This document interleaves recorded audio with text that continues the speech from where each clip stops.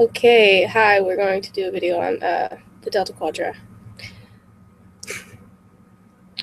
So can you tell me your definition of SI?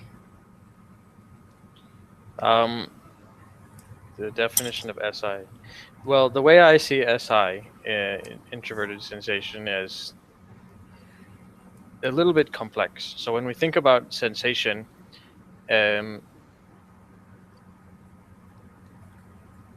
really what I think about is, as Augusta defined it, as many people interpret it, is the physical bodily experience of the five senses. But everyone has the physical bodily experience of the five senses, right? These are in some ways, well, I mean, personality is possibly a neurological process also, but people don't really understand it. But I think that has to be something psychological about information elements, and what I've observed in people who are have sensation as a leading function is that much of what they're, at least a considerable portion of what occupies their conscious thought, is their interpretation of their experience of the world around them. That is to say, their experience of what is going on immediately, as opposed to what is, in the case of intuition, what is not occurring, but might occur. All like extroverted intuition? No, both forms of intuition, Okay. as refers also. I would say that intuition and sensation are divided in the sense that sensation refers to a focus on one's lived experience and how they interpret that lived experience. And extroverted and introverted sensation have very different approaches towards that question. And intuition, in some ways, is focused on also processing lived experience, but they're not really, or rather, towards processing the experience of the individual interacting in the world, but tends to think about the experience of the individual interacting with the world through the lens of possibilities or things that may happen in terms of the way that the individual interacts. So in the case of extroverted intuition, you have projects canonically, not all the time, of course, but one thing that is somewhat canonically associated with the extroverted intuitive types with a leading function is the tendency to do projects. And in the case of introverted intuition, you have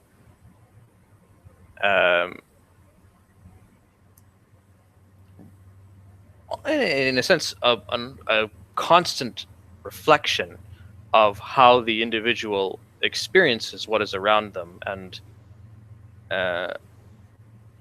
analysis of all of the things that have happened to them, rather than the willingness to focus on issues that are more immediate.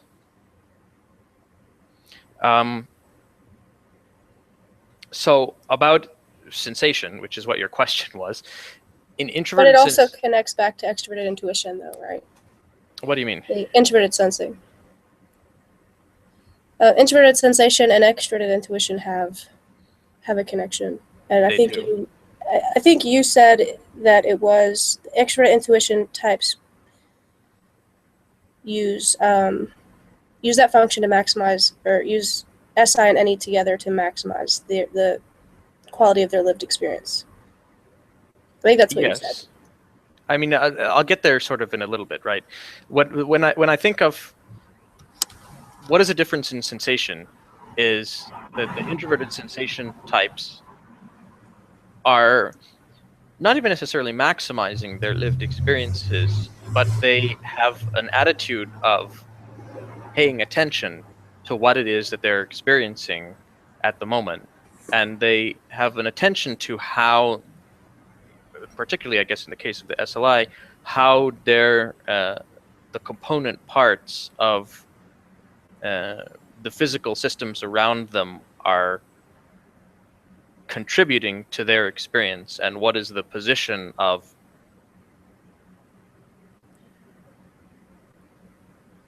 what are the things that they can do in the course of living to position themselves to be in sync with their environment. And this is the kind of canonical thing where, right, we can see that you have an SI type and an SE type, and I give the example of like running in a race all the time, but that's not specific to running in a race, right? You say like, here's a hot room, and then you write different approaches to fixing the problem of being too hot. Well, you can do several things. One thing you can do is ignore it. Another thing that you can do is make some change to how the room currently works that alleviates the uncomfortable physical effect, like opening a window, which is probably something that would occur to some types and not other types in that situation. Also, a problem of actually noticing that somebody is hot and needs to open a window or something like that. So the SLI is going to probably notice that, right? Yeah. Which types are going to be most likely to say, like in the delta quadrant, which deltas are going to be the most likely to say, well, I need to change the temperature of the room? No, I would say that this is something that could apply to all of the delta types, but it's the sophistication and forethought for which these different types pay attention to those kinds of aspects, the qualities of their lived experience, is certainly different among the types. I would say, for instance, that like it's. I mean, this is a very basic type of example. Only the most oblivious people, in my view, would fail to notice that they are too hot, the room is too hot, and that opening the window will alleviate this heat. But not every type, for instance, is going to think in advance if they go into like the other part of their house, whether or not they need to make changes in advance, if they need to bring like some sweaters for when they're going to go outside today, right? This is a much more realistic scenario. Some types will completely ignore the possibility that they would have wanted a sweater later, and some types will be thinking about this kind of question. Oh, Lord. Some people would think about that quite a bit, right? So I think you said something. SI creative is more about creating the same experiences or familiar experiences. Do you remember writing that? No, I'm not really sure what you're talking about. Okay. Well, techhouse.org. Yes. Can you expand a little bit about what you said? The difference between like SI lead and SI creative. I can actually look it up, but. Okay. Well, I mean, the difference between the leading function and the creative function is that one of them is not on all the time, in my view. Right. One's subdued, I guess is what they call it. I wouldn't call it that, but I would say it's not on all the time. It shares space. This is my interpretation in Model A. It has to share space with the demonstrative function.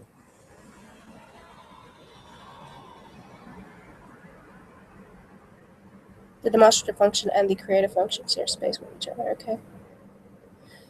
Would you say the demonstrative function serves the creative? That's not quite how I would put it.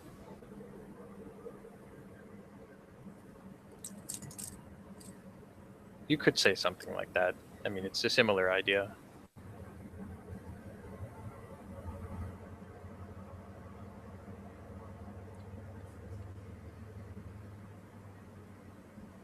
Yeah, it says in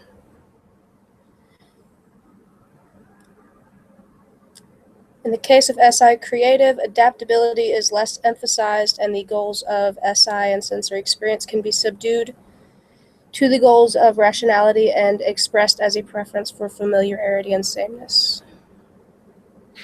Uh, I don't know who wrote that or yeah, if you no, I wrote all the wrote that, stuff. Okay. but I think it's probably not quite correct. The part about familiarity and sameness, right?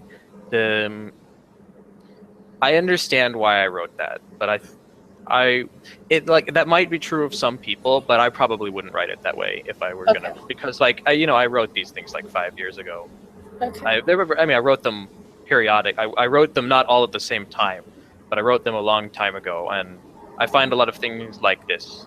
I totally agree with all of the words in that sentence except for the last three words where you say familiarity and sameness, preference for Okay. familiarity and sameness. Well, that was Right, specifically that's a what thing I was that you asking can. about. So. Yeah, okay. Well, that's a thing where like we have this concept, and my concepts have changed a little bit over time as I've come to better How understand has some of this these things. particular concept changed? Well, so what this is a reaction to the idea that introverted sensation is about comfort, and the I this is an idea that some other people express regularly, and my thinking has evolved a little bit about because I understand right that I've always understood that in some types like the SLI for instance you can have a lifestyle that's very Spartan and has very little to do with comfort, but it is very focused on the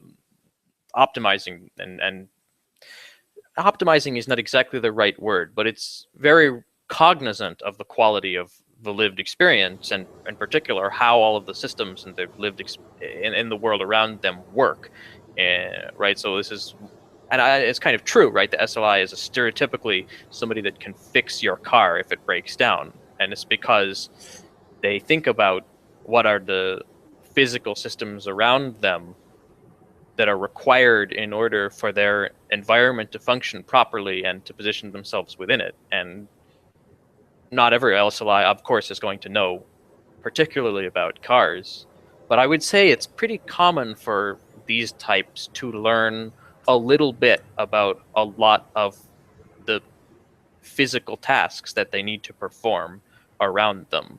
So even if they are not an expert in cars, they might know a little bit about it just because at some point in time they had to learn this.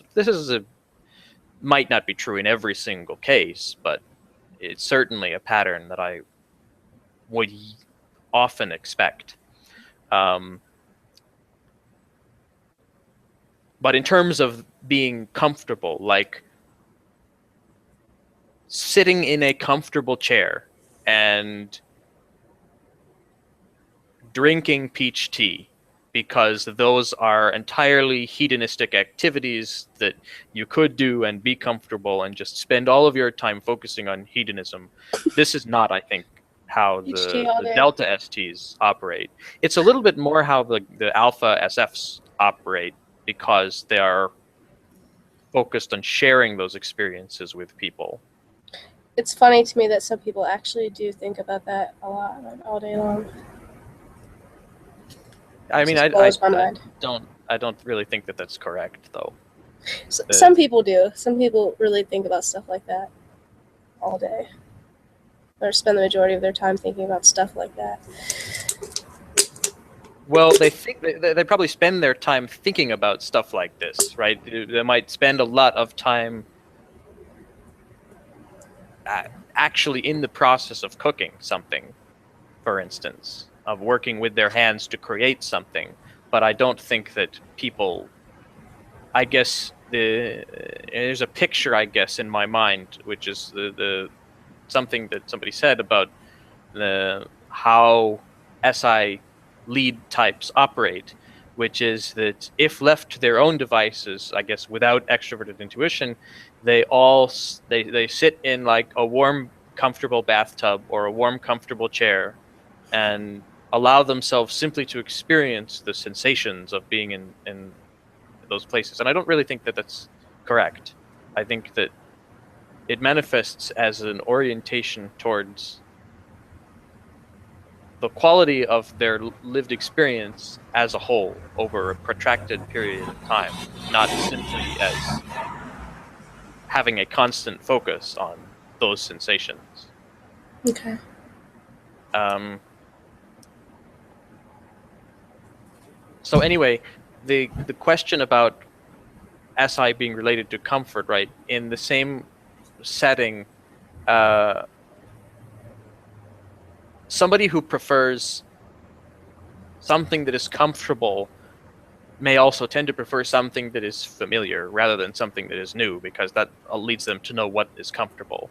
So I think that that short snippet is a description that refers to that, and particularly in the LSE, where you pulled this snippet from, maybe that could be true. Like maybe sometimes there is a focus on doing that, and a relatively less of a focus on improving their surroundings. But the LSE also has any mobilizing, and very often I think in this type there is a focus on improving their surroundings. So I think that like those couple of words are just a remnant from my understanding of socionics from many years ago that should be updated a little bit. Does it Okay. make sense? Yeah, you've made sense. Okay, so you've defined SI. Can you define NE?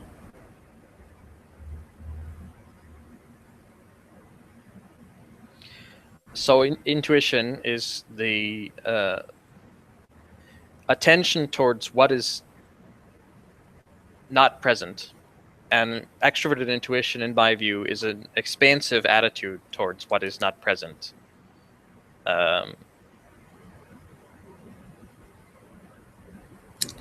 The idea of expansive possibility, of improving the surroundings of the world around you,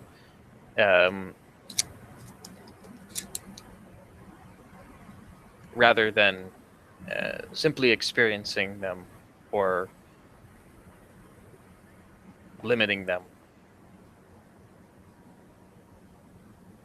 If that definition is insufficient, perhaps you could ask a more specific clarification.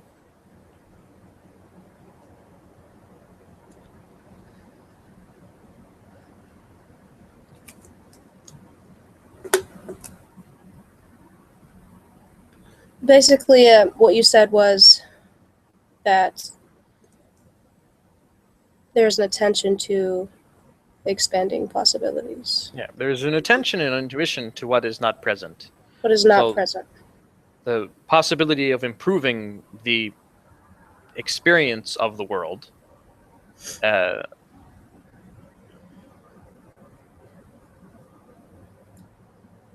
it relates to SI, or no? No, as it relates in the possibility of experiencing the world, right? In some ways, these I think it's kind of the question you asked earlier.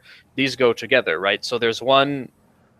You have the function of the element SI, which refers to the lived experience of basically attending to and managing the lived experience of the world, and in order, even the very simple task of improving the that lived experience by opening a window is a possibility, right? It's something that isn't currently realized. It's a very basic type of possibility, one that every person presumably possesses the capacity to understand that kind of Pavlovian response, right? If you have an action like opening a window, there's a consequent effect, but that effect is something that could occur in the future, right? It isn't present in your environment. In order for it to be sensation, it would have to refer to. It would have to be present in the environment. Types with sensation are very familiar with this type of effect, but they aren't necessarily also cognizant of complex possibilities to improve the world around them. And this is related to the idea of familiarity and sameness, but the distinction, I guess, is, and especially in the LSE that has any mobilizing, is that the SI types also are, they have also in Model A the possibility of improving their surroundings, at least a little bit. And likewise, types with any dominant have in Model A some attention to their lived experience, even if many times those areas are blindsiding to them. So for instance, there's the example of somebody walks into a room, the room is too hot, they open the window. This is a possibility that would improve the lived experience, but it's not a terribly realistic one. Probably a broader possibility is somebody walks into a room and the room is too hot, and there are several sources of heat that come from this room. And every time you walk into the room, you have to open the window and do all this other stuff. You have to like turn the fan on and open the window. And like, let's say maybe it's raining, so opening the window doesn't work. So you could design a machine like an air conditioner that solves this problem, or a fan, or things like this, that refers to some desired state of the environment using some that is not currently present, using some available resources to do something that hasn't previously been attempted. Assuming you have never heard of air conditioning before. Okay, so with any, there's an assumption that the idea is new. Yes. Right? Yeah, okay. That's not always clear when people talk about any. Well, it's a pretty basic aspect, is that something that is, if you are focused, I mean, is a different orientation towards a possibility that is not present. When I say expansive possibilities, what this means is that they're always looking for new possibilities. You are looking for another possibility at any given moment, Okay. compared to limiting possibilities that are not looking for a huge number of additional possibilities. But both of them are focused on what is not present.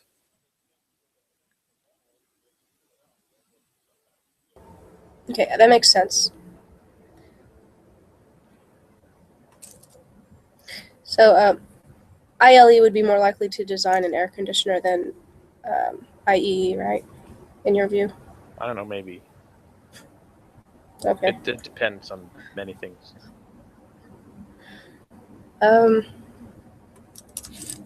Delta FI. Okay. So I have the concept, as you know, of good faith judgment. Yeah. It is refers. It's a pretty straightforward concept. Sorry. I don't know if you can still hear me. It's a pretty straightforward concept. Maybe just wait like 2 or 3 seconds.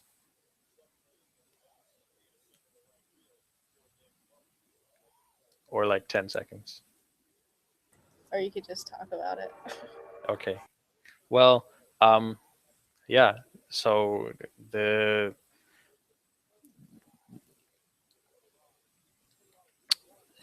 so ethics is a attention to the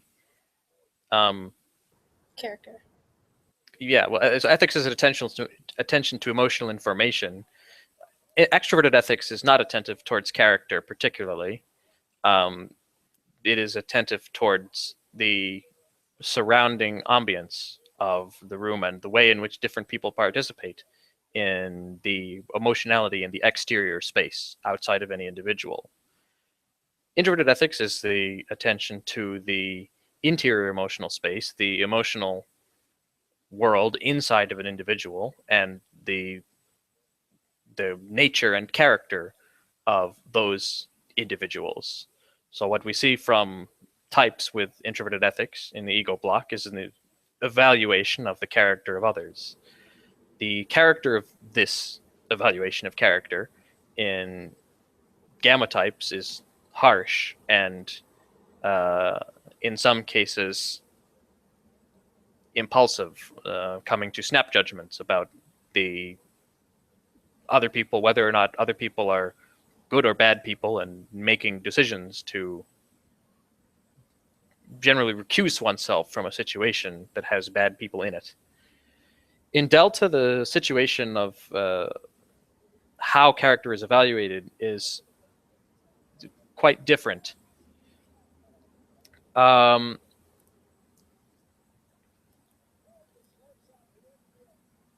Delta types have a preference, not an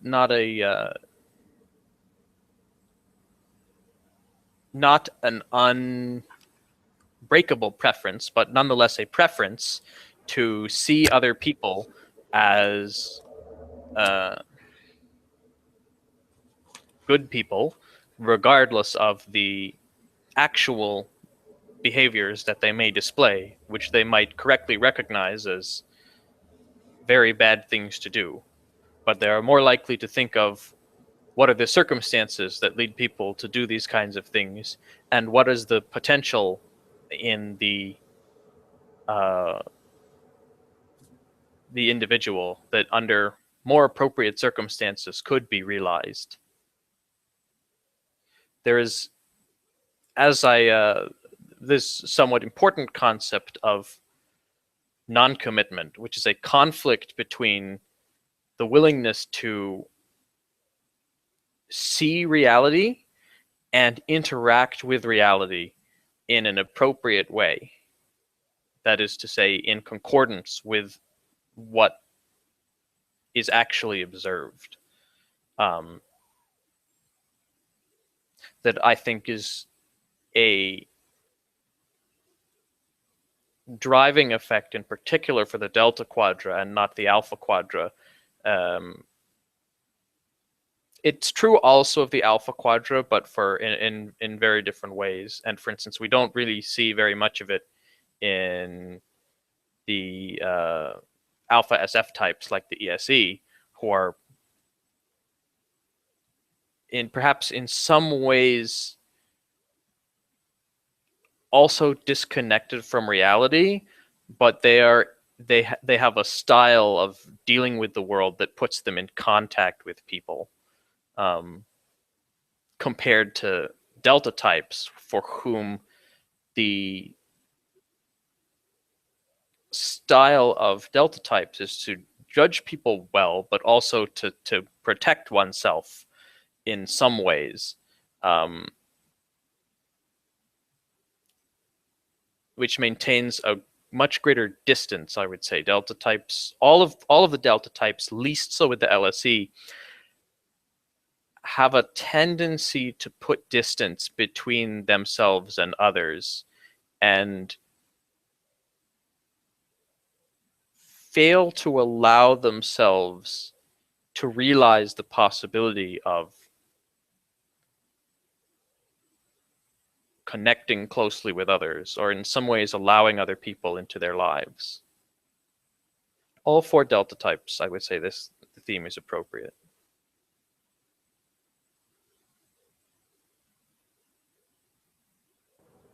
It seems more like harsh judgment. Sorry, what do you mean? Because gamma stereotypically place distance between themselves and others. So I would say, I mean, that's a fair. I understand your point, right? Your point is that the mechanism that I describe of harsh judgment is understanding that a person is bad and then removing oneself from a situation so as to not deal with a bad person. That seems that is the mechanism that I describe of how the gamma philosophy works and plays out in some real circumstances, although it can be much more complex than that.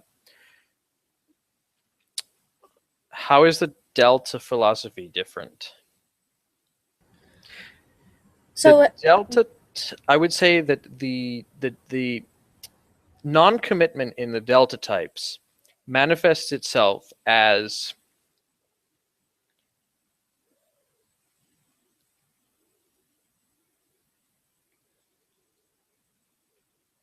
a tendency to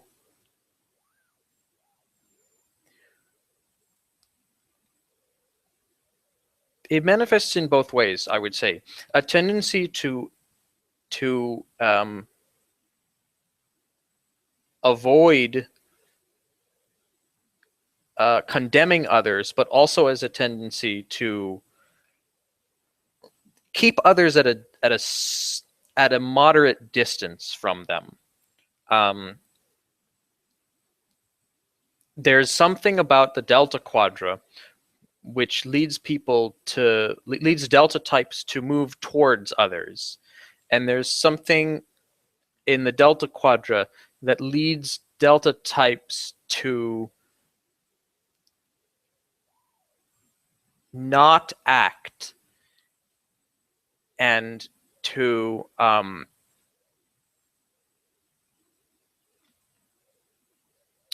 act in a way that is not in accordance with the way they interpret bad people as well as good people, such that in their mind they may think of bad people as, well, this person is simply not realizing their potential. They had a bad start in life. Their circumstances were not conducive to them realizing this potential. But if you think about this person, they have limitless potential. In some cases, they could also evaluate people. Evaluating people and their potential doesn't mean that people actually have much potential. But I think there's a preference to see potential, in some cases, even where it is not there. So there's this style of reacting towards bad people, but towards good people, I would say also,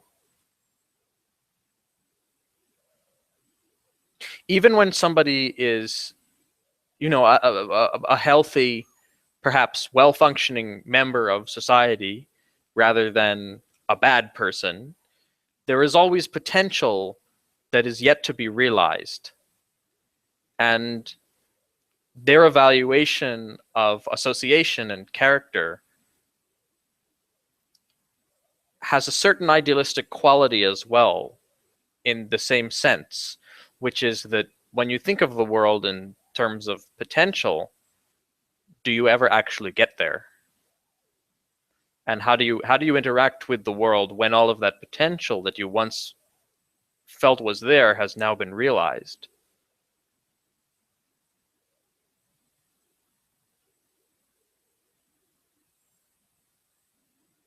Does it make sense? Yeah.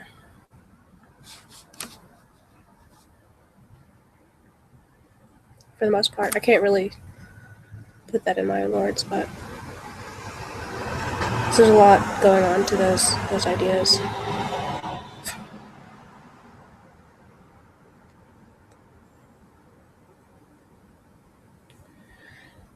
It's just a lot to think about. I would have a hard time recapping that myself. All right, so TE. Can move on to that. You've said that profiteer is a simplistic way to describe TE. Profiteer or profiteor? Or whatever. Do you mean the Latin? Yeah. Like P for whatever. Yeah. Well, it stands for the Latin word. The Latin words, which Augusta associated and have been popularized by Guyenko, but they're not Guyenko's terms. The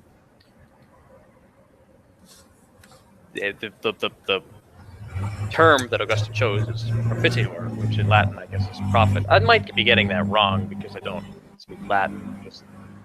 The terms came from Latin. That's not really. I mean, it makes a certain amount of sense. It makes a certain amount of sense to think of TE types as being oriented towards matters of business, but it is quite far from exact, in my view. What about the word productivity? I would say the same thing, is that it makes sense to think about the way in which extroverted logic types think about whether something is productive or not, but it is not really exact. Efficiency would be closer, but to summarize in the context of information elements, right? Logical information is about propositional, factual information, and extroverted logic focuses on the accuracy and usefulness of those factual information. And I would say that the thinking about the usefulness of factual information is a consequence of thinking about its accuracy, because the measurability of something, if you can or can't measure it,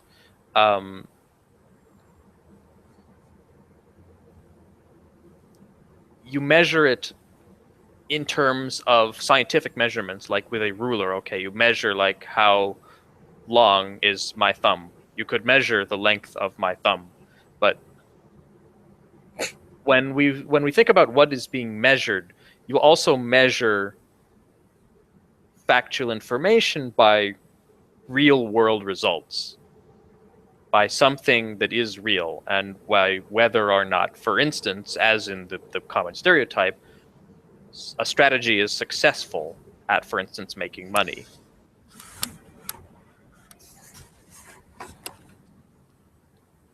So, in your view, making money has little to do with it, or Yeah, it has little to do with it, but the aspect of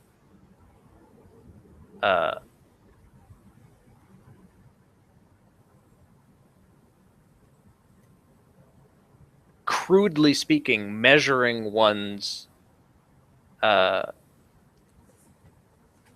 success in the world could be, well, I'll say it this way, right? Measuring one's success in the world can be evaluated by measuring the amount of money. This is a simple operationalization. There are probably very different operationalizations, and those would also have to do with extroverted logic if you could describe one and say, okay, well, it's not the amount of money that you make that is the question in this particular measurement, but rather, I don't know, the amount of fish tanks that you own, right? You could define that you are successful in life if you have fish tanks, or you could define that you are successful in life depending on the number of wins that your sports team has. These are all objective measurements. They might not be realistic measurements, but extroverted logical types are not always realistic people. They have some, like other people, I would say they have some goals in mind, which might be to make as much money as possible, or to own as many fish tanks as possible, regardless of the amount of money that they have, or to have their favorite sports team win as many games as possible, or lots of other particular things, which might be carefully selected goals or hastily selected goals, but they evaluate measurable criteria in assessing whether or not those goals are realized. And for instance, the issue of money is quite salient in speaking about the delta quadra, precisely because it's less typically the delta quadra that has a long-term orientation attached to the criteria that they might select towards evaluating their success or achievements. They often tend to evaluate their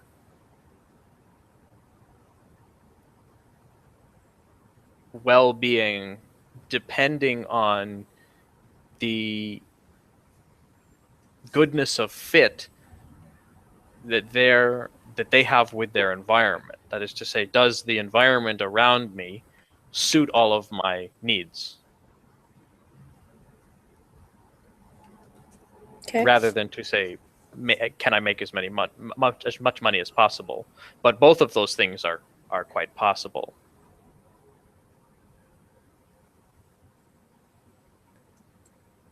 Where do long-term goals fit into yours? So there's a strange dynamic between the gamma and delta quadra of long-term and short-term, and it's something that is referred to often among people who talk about concepts in socionics and different quadras. Canonically, the gamma quadra is associated with a long-term orientation, and the delta quadra is associated with the short-term orientation. I would say that that can be true, but the gamma quadra also, in a similar way, tends to be focused indeed on the long term, but sets very the types in the gamma quadra, especially the gamma extroverts, tend to be very impatient, and they set very impulsive goals that might be very profitable in the short term, or might be ridiculous risks that are totally unnecessary and interfere with their well-being on a much broader scale in the long term. Both of those outcomes are true in the abstract. The delta quadra is less impulsive and more conservative about the management of resource, and also about the type of resources that they more often tend to consider. So it is to say, whereas delta types don't necessarily have long-term orientations in the way they go about thinking about what kind of tasks and what kind of strategies they should use, right?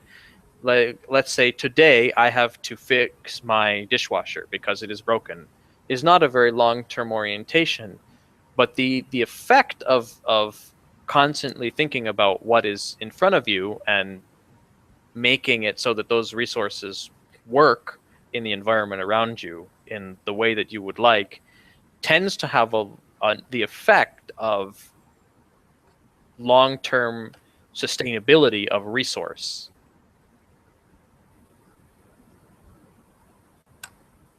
That makes sense. You can think of it as the gamma type. The way that to think of it is in terms of the difference between how these quadra messages contrast is not that gamma types are truly long-term oriented and delta types are truly short-term oriented, because I think there's a little bit conceptual mud there. I would say something more like the gamma quadra is oriented towards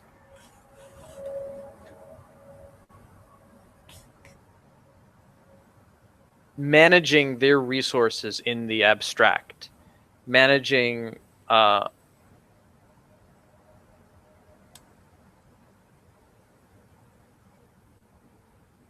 material resources that they don't have to physically interact with, that they can understand in the abstract and harness for some particular goal or some particular innovation without having to do very much work themselves. And by contrast, delta orientation towards resource is an orientation of managing resources vitally. That is to say, one's own vitality combines with the idea of their material resources here, and the management of their environment has a great deal to do with their own involvement in using resources rather than being hands-off and managing resources in an abstract and innovative way for some future unknown goal. That's sort of really more truly what is the difference between gamma impatience and delta self-sufficiency, I would say. Is that the gamma type doesn't have the patience to deal with the resources that are immediately around them, even if they should incorporate it into their thinking.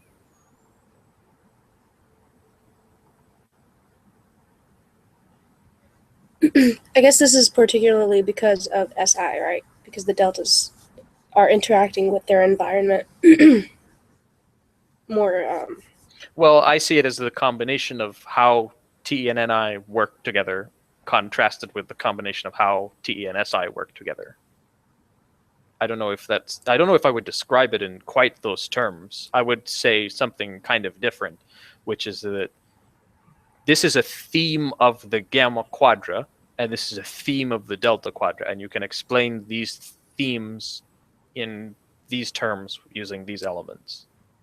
Okay. But I would say the quadra is a more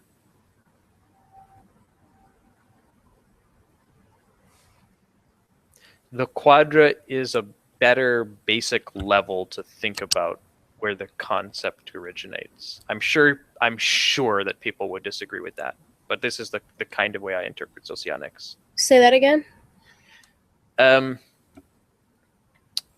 When I said the quadra is the better basic level, and I think we've had this kind of discussion before. When I say basic level, what I mean is that like you can say like I have a pet organism, or What? I have a pet animal. So you could say things like that, right? You have a pet organism, but it's probably most people do not gain very much information by that. Or on the other hand, you could say like, I have a pet whose genus is Floxacilla aupathana. That's the genus and species, the scientific nomenclature of the pet that I have. Okay. Which is also not that helpful for most interlocutors that you might encounter. Instead, what you should probably say is like, I have a pet bird, or I have a pet parakeet, or whatever. That is what I mean by the basic level, right? There's a certain conceptual level that contains the most amount of useful information without adding additional detail. And I would say that is at the quadra level. And I think it's very other people useful. would not. Other people, I'm sure, have completely disagree with that point. I think it would be more helpful for some people if people like me don't necessarily know what all fits under that category. Sorry, what do you mean? Like, the idea is so many things fit into the idea of a quadra that I have a hard time grasping them all at once. Yeah. So I don't think that way. Yeah. Or at least not like, it's not natural for me to think that way. I can think that way eventually if I think about it, but I can't do it myself. Like, that's why I talk to other people about it. I mean, this is the kind of I'm kind of going on a limb a little bit, right? I conjecture this is important, but I also think that the stuff under it is important, and I think about the stuff under it also. It's just that sort of the things that I find that I tend to use in practice are on the quadra level. They're also totally on the model A level. Absolutely, I use this sort of to make distinctions in my head all the time. But my thinking is that the quadra level is the conceptual basis. And that the other stuff could be... Well, I mean, Jack has a different way, for instance. He derives a lot of the same conclusions from a bunch of stuff that I don't understand or care about. Can you give an example? Like, can you contrast one disagreement that you have? Yeah, but it's just not a useful... I don't want to get into it. Okay. Like, I shouldn't really have mentioned it because, first of all, it's dense, and like, I think it could be a little bit helpful because we'll lose all of like the 5 viewers that we currently have that might someday watch this video if we talk about this topic. But also, it has nothing to do with understanding socionics better. But I think it right? looks at There's the a different ways difference. that different people look at socionics. Well, I mean, yeah, you can like read Jack's blog and look at the way he like. I'm Okay, not saying don't do that. I'm fair saying enough. that we have it is a tangent, and it also like we could sit all day and talk about socionists and their disagreements, and maybe that is interesting to very particularist uh, people with no life like myself, but I don't think it is. I don't think it is didactically useful at all. Okay, I'll take your word for it. um, I think if you weren't talking about people on a personal level, if you were just talking about ideas and how they're different, that would be helpful. But I don't think it's necessary. So It's dense. Like I have this kind of conversation all the time about sort of the different. I mean, we talk about people also, right? And that's sometimes, definitely a part of it, right? The but I have this conversation about the different models all the time. It's just a specialist conversation. okay, And all of the people that want to know about this kind of thing come and ask me about it. But I don't think it's of great general interest or didactic value.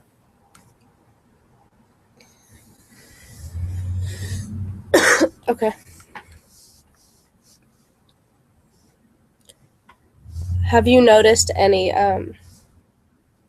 specific common mistypings or reasons that people may type themselves delta if they are not a delta? Yes.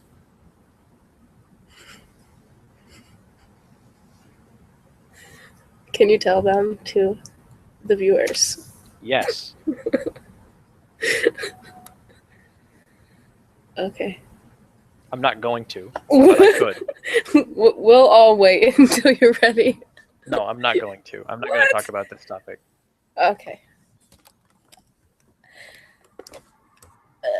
This is also a topic with no didactic value. What? We are almost no. I'll tell you why. Right. We are talking about the socionics community, and that is not a talking about the socionics community is a thing that I do all the time. It's not talking about socionics. It is if you are using the examples to sort through information Yeah, that is but I'm not gonna confusing. I'm not gonna single anybody out with these Okay. examples. Okay. Like that's not a. I don't We know. get into territory here that is not stuff that.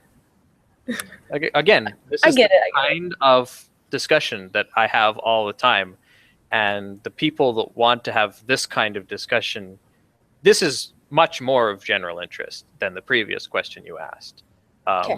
This is actually of didactic value. Talking about what are common mistypings in the community and what the self-concept has to do with that. Well, not exactly the community, and or like. I mean, I get why you don't want to talk about it because it could cause.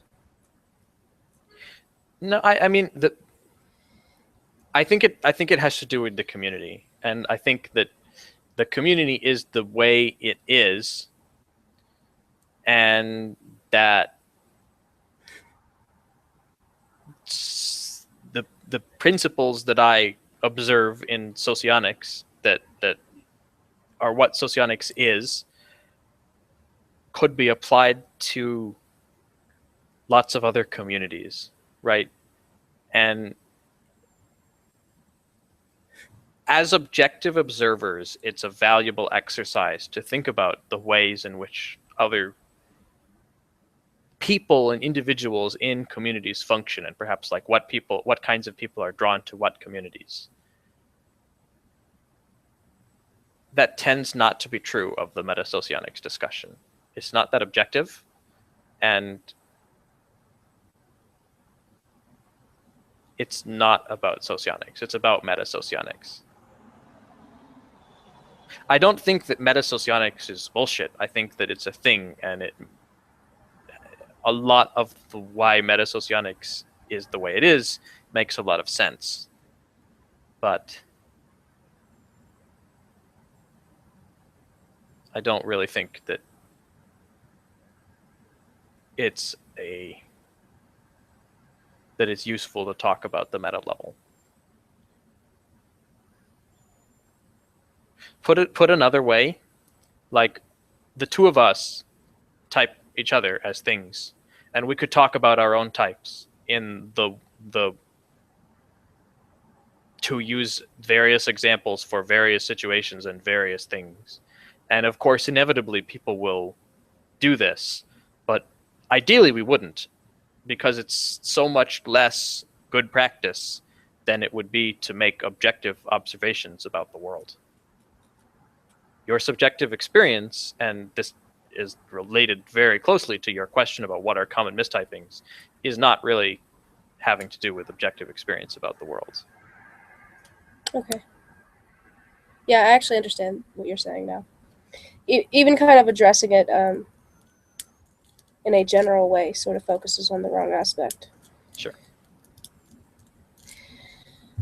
Okay.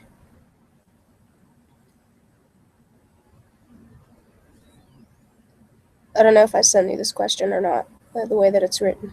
No problem. The struggle between the non-commitment and their long-term goals of the delta types. I don't know if you were, yeah. That wasn't well, a it's question. a topic. Do you remember mentioning this in the past? Or do you even... I've talked a lot about non-commitment. Okay. I think you mentioned something about this, and it stuck with me, but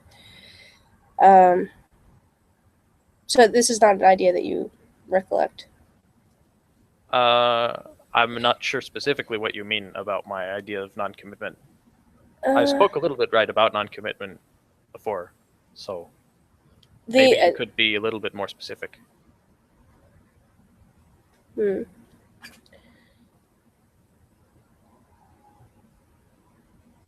I think you said that there's a struggle between the value of the quadra value of non-commitment and the quadra value of having like long-term goals.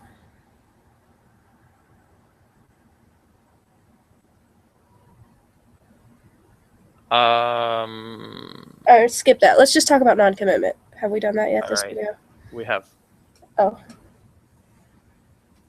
I mean, that's a complex question that you asked. What is the conflict between non-commitment and having long-term goals?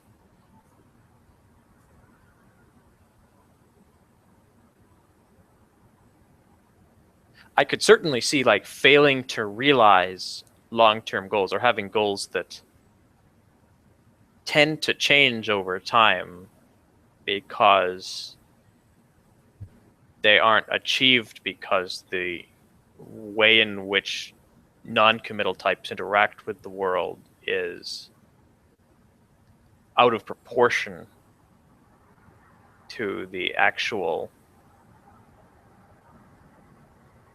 experiences around them, so that if they settle, like if they have some goals, they might unrealistically believe that they're achievable and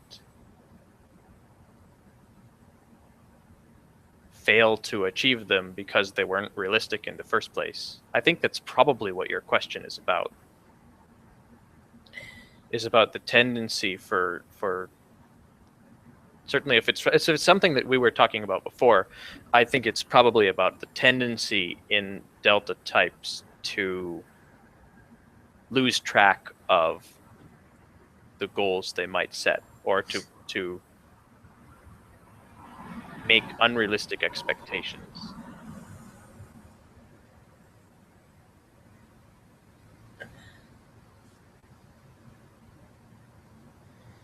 Would it be correct to say that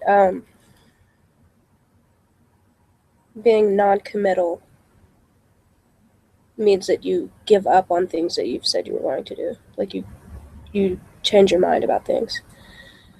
Or is it just because... Well, like, I would say yes, but that doesn't mean that that is a very specific answer. Like, I don't know, you say that, like, let's say that you have, like, a friend who you would say is a Delta type, and you want to, like, say, hey, let's go to the movie theater at 6:30, and then your friend flakes, right? They said, okay, yeah, I want to do it, and then they change their mind and say, I don't want to do it. This is not a very good example of non-commitment. Okay. It has to do with the way in which the person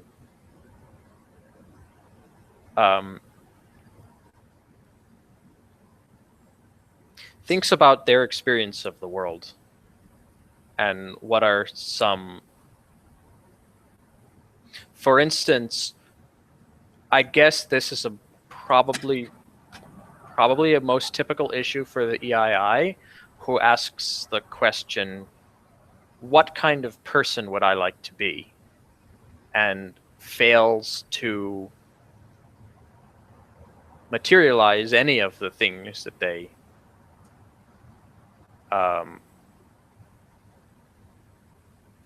envisioned themselves being, because they think about all, in a sense, right? They think about all of the things that they could be, and then set sort of a goal among themselves to do all of those things. But the way that but then they proceed to interact with the world as though they never set that goal at all. Does that make much sense? I can understand why this is a... Would it be more accurate to say that the commitment was never made in the first place than to say they changed their mind? Yeah, like there's, as I say, non-commitment is, I would describe as the disparity between one's actions and one's perceptions. That is to say, right, you can perceive the world in a completely correct way, which is to say, I should do this, I should do this, I should do this, and if I did do all of these things, it would allow me to realize my potential and be a better person. But then to act in such a way that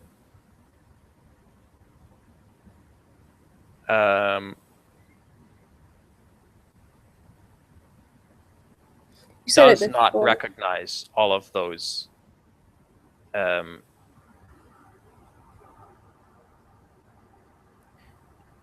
that does not recognize the effect of actually acting rather than musing about those potential qualities.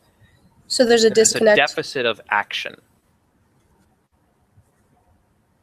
It is not an accident, I would say, that the extroverted intuitive type has a deficit of extroverted sensation, right? The disparity of perception and action is related to essentially accurate perception and failure of action.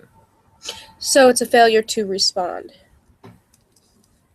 Because are we talking about they don't value SE, so they're not responding to the demands, basically, of everyone or of the world or whatever? Does that fit in there?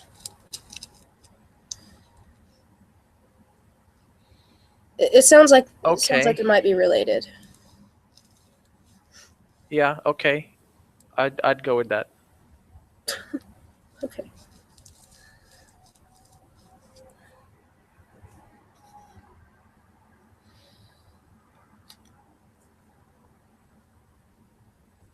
Let's talk about the LSE, because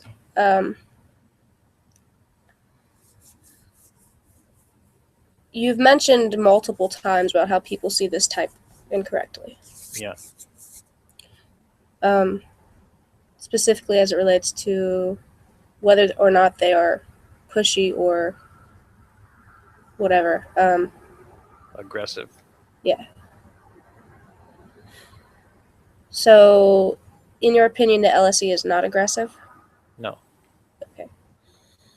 How would you describe SE demonstrative in the LSE?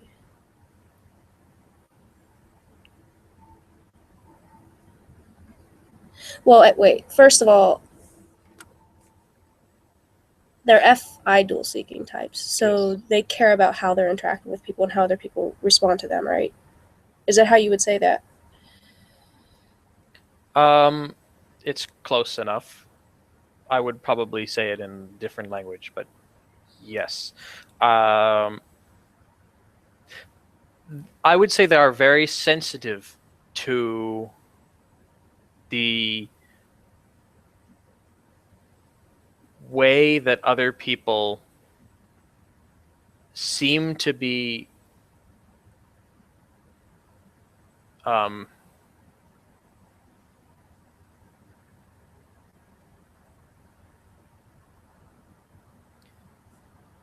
The FI suggestive types, both the LSE and the LIE, they, as with other suggestive functions, have an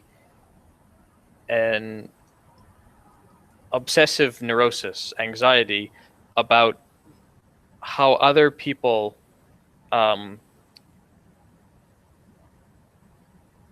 perceive them, whether or not other people like them, whether or not other people are being nice to them, and what is the state of their relationships with other people.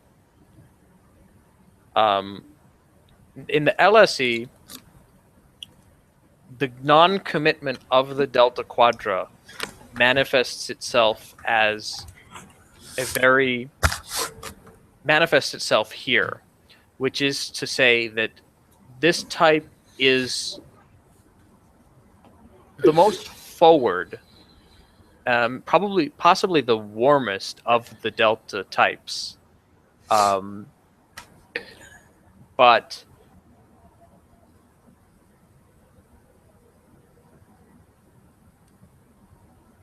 they're very concerned with the way that other people might interpret their actions. And I would say there is you asked how is SE demonstrative in the LSE consistent with this? There is a tension in the LSE. And when I say that the LSE is not pushy and not aggressive, this is sort of on average, right? I'm not thinking about have psychopathic or unwell variants of this type. I think of the socionics model as kind of in an abstract description that kind of breaks down in a lot of the cases where there are mental disabilities. But you could imagine that an unhealthy LSE might have some disconnect, possibly like an emotional obsession of some kind that leads them to have a kind of pushiness. But I would say that much more commonly, and perhaps also where the neurosis is directed, there is a deep tension in this type between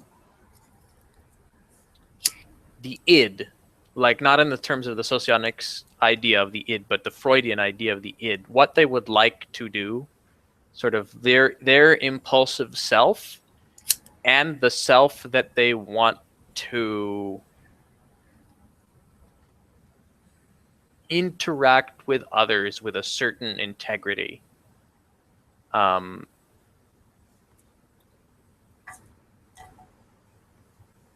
Where I think that they often have the experience that in their life,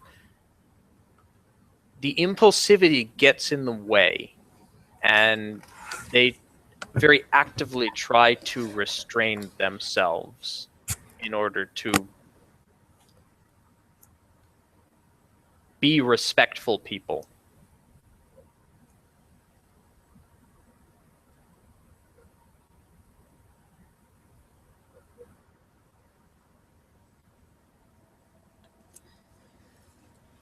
Do you think if they were trying to control somebody, they would do it in a indirect way?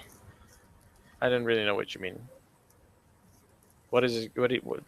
Can you add context to this question? Like you said, if they're trying to control somebody, what does that mean? What does it mean Like when they you're want trying a person to do things, and they don't want to ask the person to do them or tell them what to do. Could that be a manifestation of SE demonstrative, or is that not clear?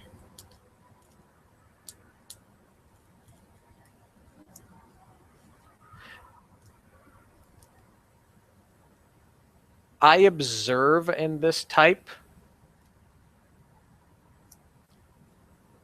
self-determination, self-sufficiency, and restraint in the sphere of telling other people what to do.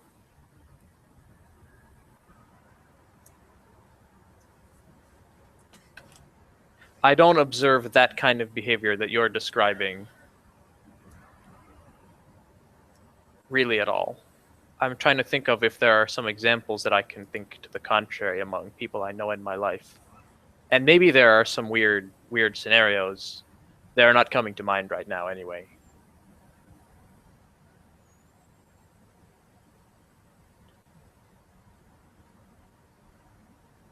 So a more succinct answer might be no.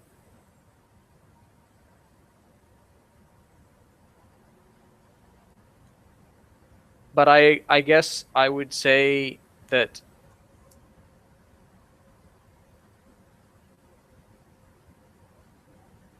in principle, part of the reason why people, so I mean, like part of the reason why people interpret the LSE as an aggressive type is that this is a lot how they are described in MBTI, and it's also a lot how they are described in some of the earlier socionics literature that kind of failed to distinguish.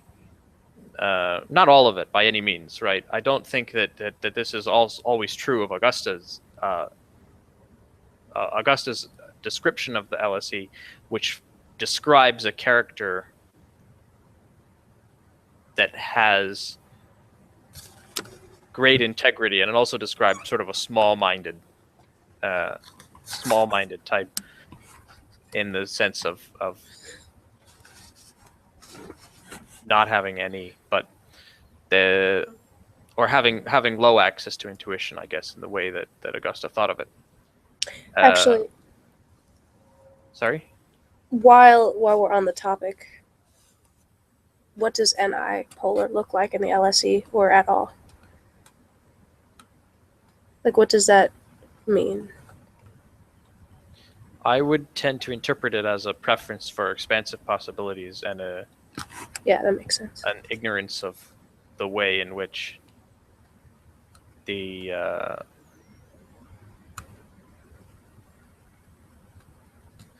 to a certain, like, a dislike to have somebody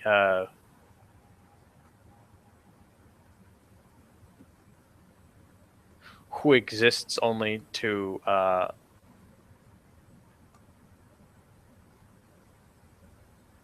who is too single-minded. There's a dislike, I think, of single-mindedness in this type, and a failure to understand why people would not be interested in considering possibilities. I think there's also a sort of helpless enthusiasm that the LSE feels compelled to share their ideas, and often comes up with ideas, some of which are really stupid ideas. I could think one example of somebody who I knew from my own life was a history teacher who I had. There was actually a video. Maybe the video would be on topic. I don't know. Of like the my high school newspaper. I saw it on Facebook. Posted this video about teachers reading mean reviews from ratemyteachers.com, which is a site where people rate their teachers on a scale of like 1 to 5. Yeah, no, I've been there. There were some teachers who read their reviews, and my history teacher from 10th grade who was a nice guy who wrote my college recommendations for me very graciously. 11th grade, I should say.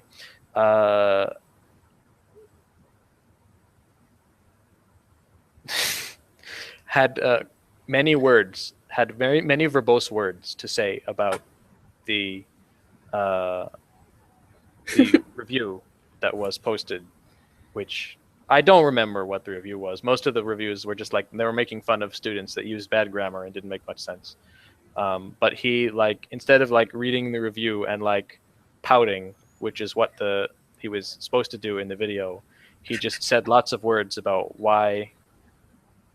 Well, I would say that review does not seem entirely accurate. I think that I try to keep a balanced set of activities in my class, and droning on and on about this. Anyway, the example that in my head, there was one time he gave us he was trying to prepare to the students to take the AP US History test. And he was saying, okay, some strategies for writing essays. Well, there are lots of ways you can write an essay, and which is kind of the opposite of the way that the test tries to, like the test prep books and stuff like this, try to teach you how to write an essay, right? You have to have like a conclusion, you come up with a thesis, and like here's how you write an essay. You have an intro paragraph, a topic sentence, and like have paragraphs that clearly articulate certain arguments. And he would basically agree with all of that, except he offered all of these other suggestions. And like his essays, if he took the test himself and tried to write an essay, it probably would have been terrible because his ideas are so disorganized. And he said something like, well, another way of writing an essay, this is not the only way to write an essay, right? You shouldn't think of yourself as being limited by this format, right? You can write your essay in any persuasive way that you want. Like, for instance, one type of essay you could say is that you could start talking about the Civil War and say the Civil War is bad, and here's a bunch of details about the Civil War, and end up your essay by saying, well, the Civil War is not just one war. There's lots and lots of wars and throughout all of histories, and you can write the essay and say at the conclusion that all wars are bad. And everyone in the class, more or less, looked at each other and said, that would be the worst possible essay to write on like a test. It's exactly the opposite of what you're trained to do, which is make a specific argument, and rather than like philosophize about your own subjective beliefs. And we were all bright students relevant. In an AP US history class. We understood that was such terrible, we understood that was as terrible as it sounds. But it's the kind, and like if you pointed this out to him with nicely, he might agree with you. But he had this idea, right? He basically had the idea that was intrinsic to him, that you shouldn't feel constrained by these rules. You should seek to play by the rules, but also be willing to go in any random direction that you felt was it's kind of a useful similar argument. To my LIE writing teacher. A little bit different though. I mean, what I'm emphasizing about this is like any mobilizing and I vulnerable in this particular example, right? Rather than being specific or constraining his own thinking, he had this idea to share the bad ideas and has a certain deficit of recognizing where he has bad ideas. Of course, like he's I would say something in this way is that he's a reasonable person, and in general of this type, they will listen to your evidence, and they will, like, if you tell them that they have a bad idea, they might very well be inclined to agree with you, but then they'll go right back and like have another set of terrible ideas, without correcting the lack of skepticism involved in their own thinking process.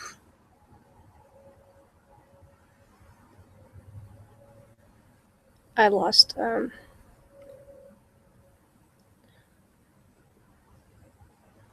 window that has the video in it. Which video? The one we're talking in. It'll be okay.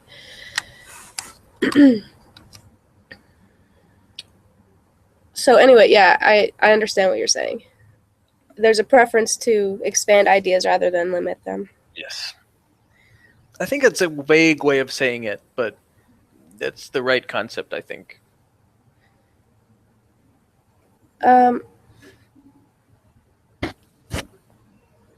Okay.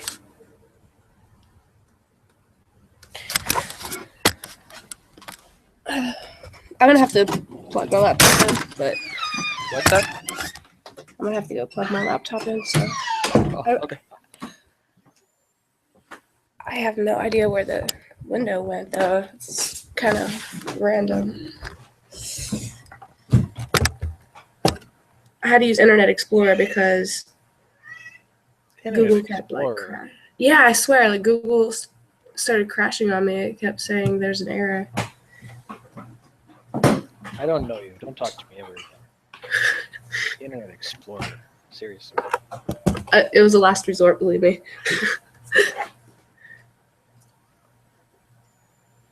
And I don't know what's going on with Google Chrome. They're failing me. Well, there are many browsers that are not Internet Explorer that also happen not to be Google Chrome. Okay, like Chromium or Sure. Firefox. Sure. What do you recommend? I used Firefox for years. I got really tired of their okay, so this is not on topic.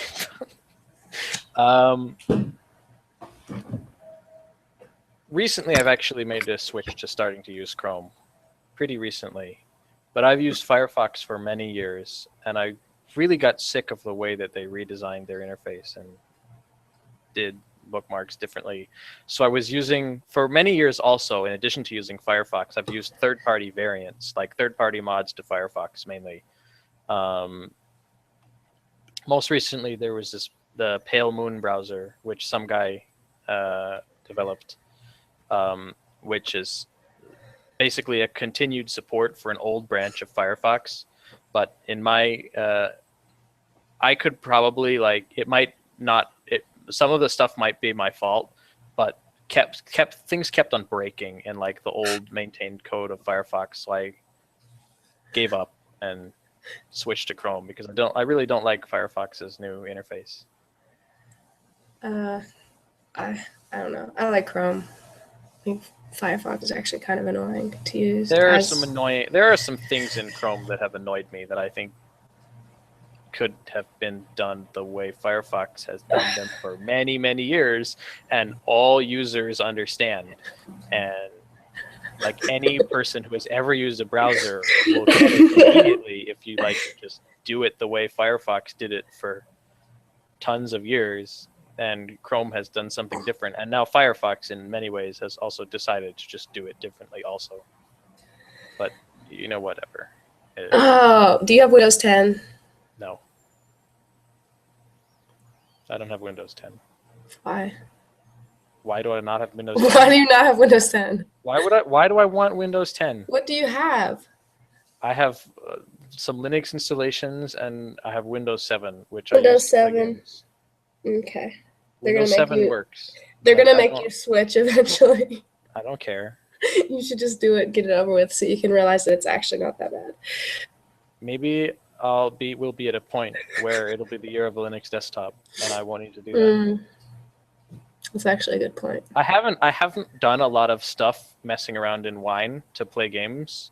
I did this a long time, like for many years. I wasn't running Windows at all. I just decided to run all my games in either Linux or Wine, and it restricted the set of games that I was able to play because a lot of them didn't really work in Wine. But Wine is different. Maybe it would really meet my needs more fully now if I tried it than it did about 5 or 6 years ago. I wouldn't know because Wine did not work for me, and I don't know why. Wine didn't work at all. Like, it didn't work at all. No, like it didn't work to like open like Internet Explorer versions 5 or something. No, I couldn't even install it. Program. I couldn't even install it. What is the problem with install type sudo It was apt fine. install It was. wine? Well, first of all, I installed Or if you're on the package manager. sudo pacman install wine or whatever pacman does. It didn't work. It didn't work. Like it was fine until I started trying to use it, and it was like some shit is broke. Sorry for your luck. Are you trying to use Arch? Yeah. Yeah. Well, then the other one, no. Mint. If you're using Arch, you need to fix your package manager when it breaks. It was on Mint. Oh, it was on Mint. Okay, well then you type sudo apt-get install wine, or if you want to get the actual wine repo with the latest builds, then you do that too, and you apt add this repo, and then it's added. It's really simple. What if you just go through the package manager? Like the Synaptic, the Synaptic GUI, then you can do that. Yeah. Anyway. We've lost all of our viewers by now. The 5 people that were watching. We can edit this out.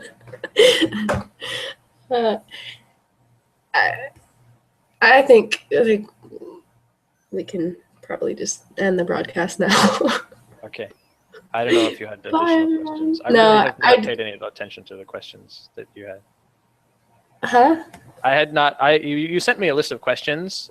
You didn't read them. I read them. And I said, okay. And then I haven't thought about those questions at all since then. So I don't know if there are ones missing. I've sort of been asking them, and you've sort of been replying to me as if you understood the questions that I sent you. Yeah. Okay. Well, I mean, I thought about the question, and then I answered it probably. There was one question that I took note of and prepared an answer in my head previously. Did I ask you that question? Hardly. Do you want to answer me without me asking? No. Go ahead. No, I don't. Prepared it. Come on. So, the question you asked was why is the LSE pushy and the ESE is not? Oh yeah. I didn't say that at all correctly. Why is the ESE pushy and the LSE is not? And right, as I was describing, I think the LSE restrains themselves in a quite conscious way. But the ESE, I would say, is a fair description of the ESE as a pushy type. They have certain expectations, especially about how people should get along, and whether other people feel welcomed in the environment around them, and they exert some influence sometimes in making that occur. I would say there's a pretty substantial distinction in the difference between a T valuing and an FE valuing type for several reasons. One is that, as I said, the LSE is sort of neurotically sensitive to the way in which other people perceive them and whether or not they're being liked and whether or not they are giving the people space and respect that the LSE believes they should have. And the ESE is not inclined to interpret people in quite this way. They're inclined to be a little bit blind to the interior emotional space of the way that certain people feel.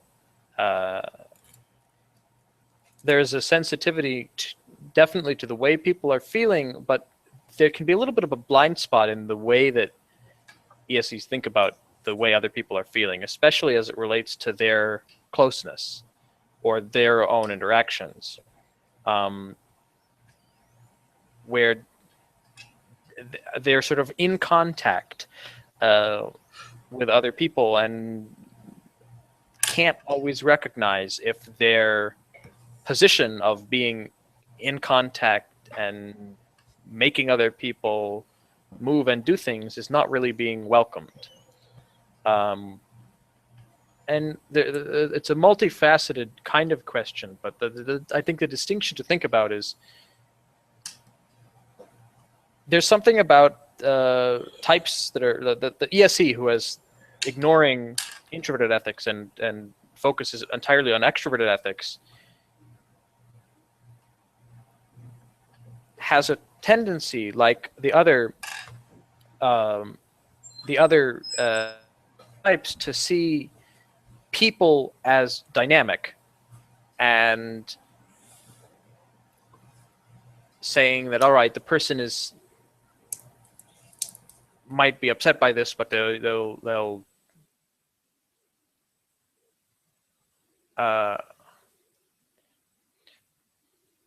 maybe they'll think that this person will understand. Like, it's important that the issue of reaching out to this other person or being inclusive is important, and they may have a tendency to project a greater understanding of how the dynamic atmosphere around them will be affected by their actions that other people they expect will understand and tap into than is really true. And this is true of all of the other FE valuing extroverts as well, but perhaps in somewhat different ways.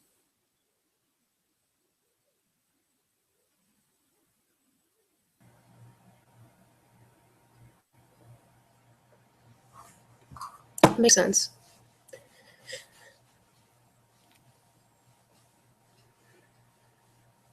Okay.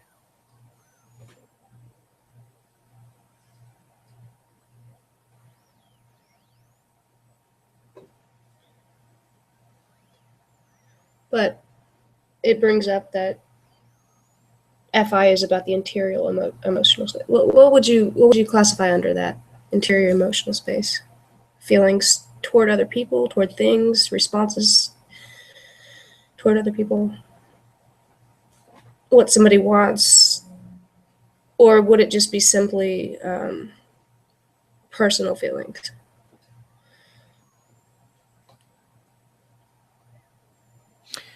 What do you mean by personal feelings? Feelings that aren't meant to be shared with other people. Yeah, that's pretty close to how I would put it, is that there's a certain lack of urgency that the feelings be visible in the context of the way, particularly FI valuing introverts who do not have much FE. The FI valuing extroverts have a much more mixed orientation since they have FE demonstrative or FE role, one of the two. But the FI valuing introverts, for instance, really don't give off a lot of sign about what they might be feeling. They might tell you what they're feeling in plain language, but I would say that the idea that you're getting at is sort of something that is personal feelings is pretty close to what is meant by the interior emotional space, the space of emotions inside somebody that isn't visible, also looking at just the outside. And I would say that the a lot of people have argued with me about this definition over the course of many years because they feel that I'm saying that something like FE types do not have personal feelings. Well, there are a couple of aspects to this. Sometimes that's true, I would say. FE types, particularly FE leading types, can really lack an attention to the interior emotional space. They can lack a sense of themselves and the way that they perceive others and what they themselves want. And they're only responsive. They sort of mirror other people, but feel and will describe that they lack anything inside themselves. But I think that the broader argument is that a lot of the people that objected to this definition are not the FE valuing extroverts. They're FE valuing introverts who have a mixed orientation between FE and FI. I think they're very oriented towards how they feel in the interior emotional space. What are their personal feelings that aren't conveyed? But they're also, in many cases, very oriented towards the exterior emotional space as well.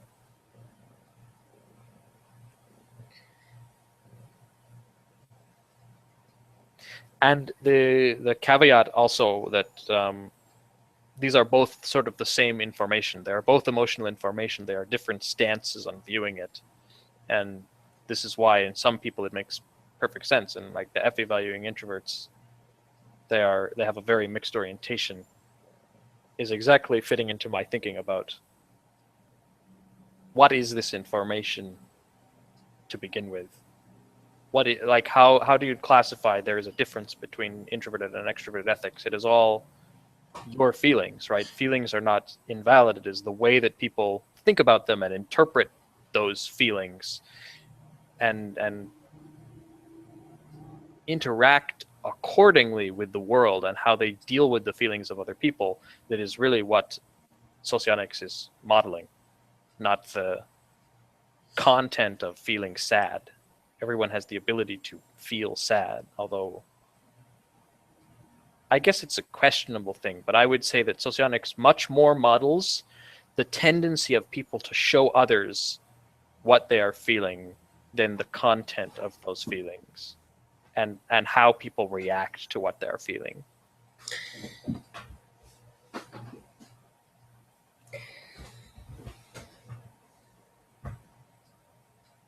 I think that the FI polar types kind of see emotions as things that are group things and not personal things, and that they sometimes can draw the conclusion that it's impolite to treat feelings as if they were personal. Maybe.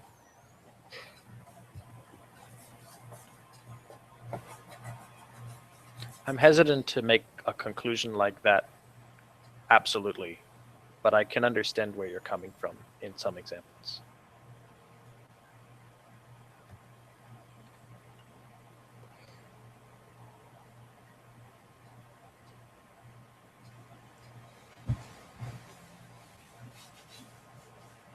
How do you disagree with that? What about that do you disagree with? Or I'm hesitant. I don't. Let's say it something like this. I don't disagree with it. Right now, I'm not really going to comment it. I need to think about it a little bit. okay. It's the kind of thing, right? It's not a new idea. It's an idea I've encountered before. It's an idea that I am a little bit. Maybe it's more. I'm a little bit hesitant to say that it's true of all the people of this type, that they're. I don't think it's true of all the people. I think Yeah, okay. I wonder if it's more accurate in the FE leads than the FI polars types. I don't know.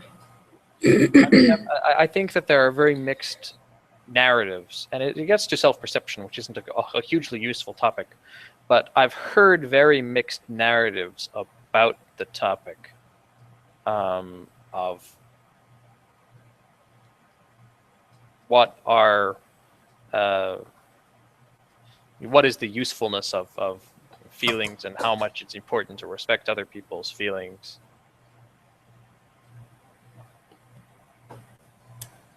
And I think that in some cases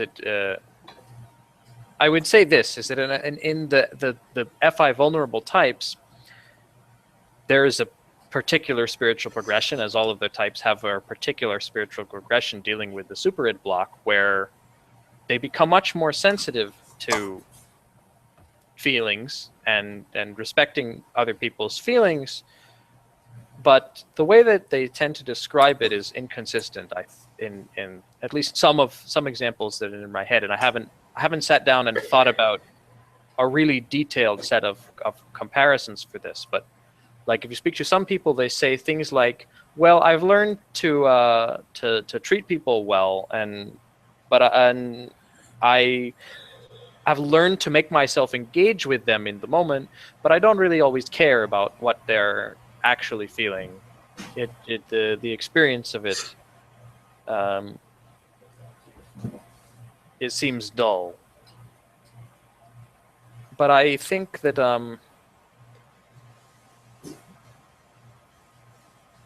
I think there are other other people with different lifestyles and perhaps different backgrounds of various sorts, different indoctrinations, perhaps some people are religious, which really taps into their view. It can be a complex subject to disambiguate.